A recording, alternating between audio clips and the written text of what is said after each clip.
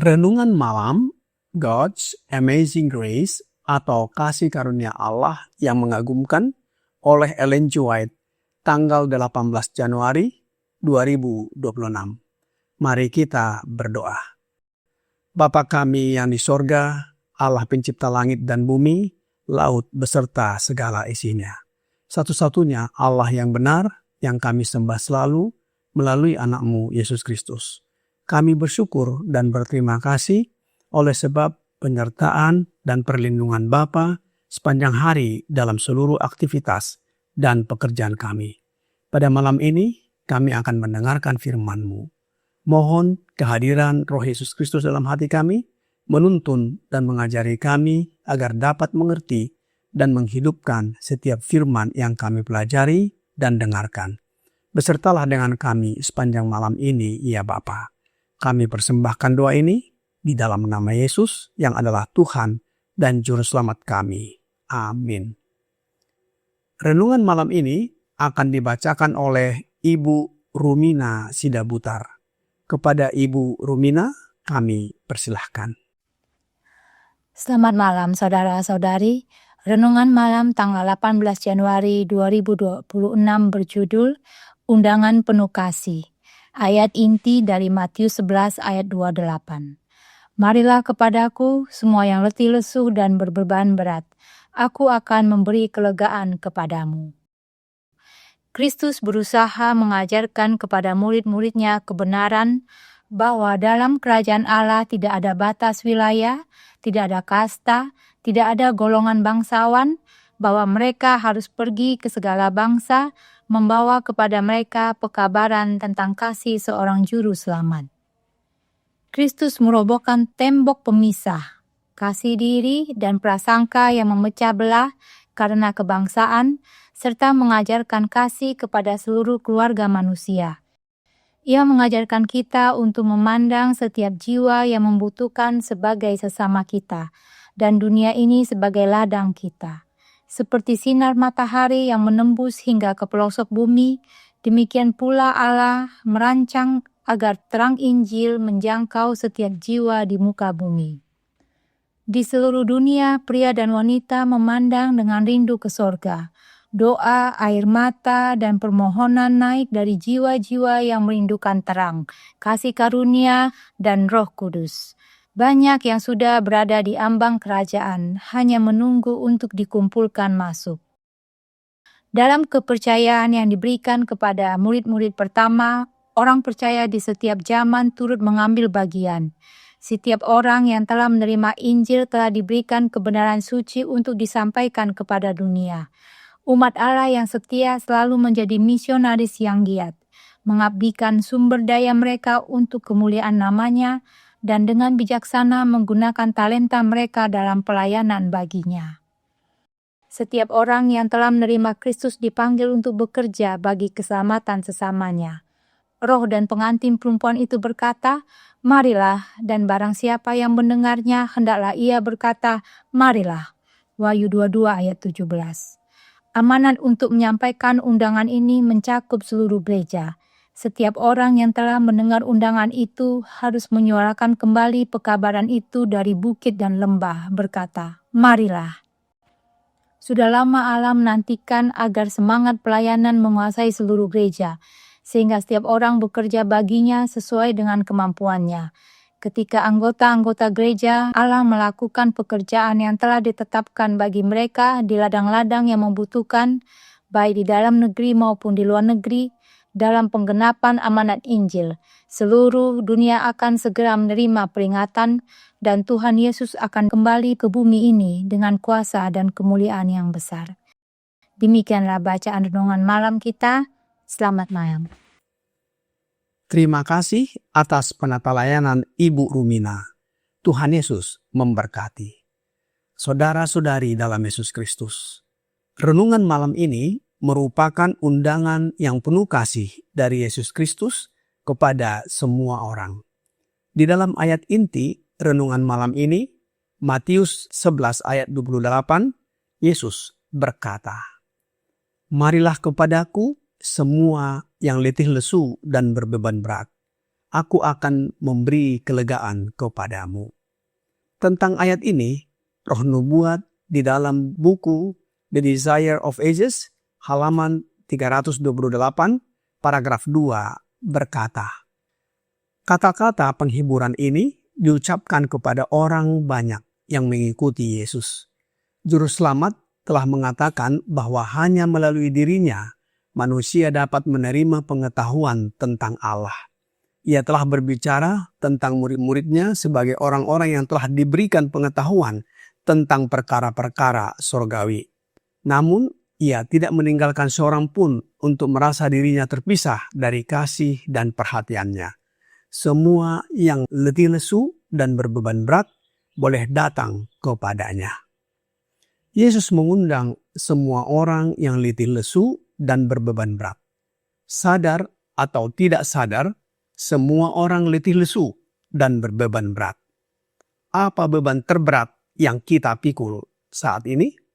Masih dalam buku yang sama, paragraf 5 berkata, "Semua tertindih oleh beban yang hanya Kristus dapat angkat. Beban terberat yang kita pikul adalah beban dosa. Jika kita dibiarkan memikul beban ini sendiri, kita akan hancur. Tetapi Dia yang tidak berdosa telah menggantikan tempat kita. Tuhan telah menimpakan kepadanya kejahatan kita sekalian." Yesaya 53 ayat 6. Ia telah memikul beban kesalahan kita. Ia akan mengangkat beban itu dari bahu kita yang letih. Ia akan memberi kita kelegaan. Beban kekhawatiran dan kesedihan pun akan Ia tanggung. Ia mengundang kita untuk menyerahkan segala kekhawatiran kita kepadanya. Sebab Ia membawa kita di dalam hatinya. Kutipan ini menegaskan bahwa beban terbesar manusia adalah dosa dan penderitaan hidup yang tidak sanggup kita tanggung sendiri. Tetapi Kristus yang tidak berdosa telah menggantikan kita dengan memikul seluruh kesalahan, kekhawatiran, dan kesedihan kita. Melalui pengorbanannya, Ia mengangkat beban dari bahu kita yang letih, memberikan kelegaan dan penghiburan, serta mengundang kita untuk menyerahkan segala kekhawatiran kita kepadanya, karena kita selalu ada di dalam hatinya. Oleh sebab itu, setiap orang yang telah menerima undangan yang penuh kasih ini, dipanggil untuk menyampaikan undangan kasih Kristus kepada dunia ini. Menjadi saksi melalui pelayanan dan penggunaan talenta yang setia. Bila mana seluruh gereja atau kelompok dengan semangat melaksanakan undangan ini, Injil akan menjangkau semua orang dan kedatangan Kristus akan segera digenapi. Yesus mengetahui bahwa tidak mudah untuk menyampaikan Injil ini kepada dunia. Sebab memerlukan kerja keras, dia aniaya, bahkan menghadapi kematian. Namun, dengan lemah lembut, Yesus mengatakan kepada kita sebagaimana di dalam ayat berikutnya, Matius 11 ayat 29. "Pikullah kuk yang kupasang dan belajarlah padaku, karena aku lemah lembut dan rendah hati, dan jiwamu akan mendapat ketenangan." Yesus berkata, "Pikullah kuk yang kupasang." Apa yang dimaksud dengan kuk? Masih dalam buku The Desire of Ages, halaman 329, paragraf 2 berkata, "Kuk adalah alat untuk bekerja. Sapi dipasang kuk untuk bekerja, dan kuk itu penting agar mereka dapat bekerja dengan efektif." Melalui perumpamaan ini, Kristus mengajarkan bahwa kita dipanggil untuk melayani selama hidup masih ada. Kita harus memikul kuknya agar kita dapat menjadi rekan sekerja dengannya. Kuk diletakkan pada sapi atau kerbau untuk membantu mereka menarik beban, untuk meringankan pekerjaan, Demikian juga dengan kuk Kristus.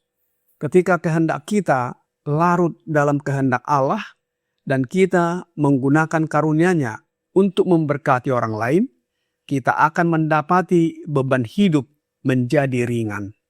Dengan memikul kuk Kristus, kita belajar menggantikan kehendak diri sendiri dengan kehendak Allah dan damai datang kepada kita. Sebab kuk yang Yesus pasang itu enak dan bebannya pun ringan. Matius 11 ayat 30. Penyerahan ini membawa ketenangan atau kelegaan dan menjadi awal dari pengalaman kehidupan surga di dunia ini. Roh Nubuat di dalam buku The Desire of Ages, halaman 331, paragraf 3 berkata, melalui Yesus, ketika kita masuk ke dalam perhentian, surga dimulai di sini. Kita menanggapi undangannya, datanglah, belajarlah kepadaku. Dan dengan demikian, kita memulai kehidupan kekal. Surga adalah pendekatan yang tiada henti kepada Allah melalui Kristus. Semakin lama kita berada dalam kebahagiaan surga, semakin banyak kemuliaan yang akan dinyatakan kepada kita. Dan semakin kita mengenal Allah, semakin besar pula kebahagiaan kita. Saudara-saudari dalam Yesus Kristus, apakah kita murid-murid Yesus? Sebagai murid, kita belajar daripadanya dan mengikuti perintahnya. Kita berjalan bersama Dia dalam kehidupan ini, dipenuhi dengan kasih-Nya, puas dengan kehadirannya. Allah menghendaki seluruh murid-murid Yesus terlibat aktif dalam pelayanan sesuai kemampuan masing-masing. Jika setiap murid melaksanakan tugas penginjilan, maka dunia akan segera menerima peringatan Injil dan Yesus akan datang kembali dengan kuasa dan kemuliaannya dan menjemput kita masuk ke dalam kerajaan-Nya.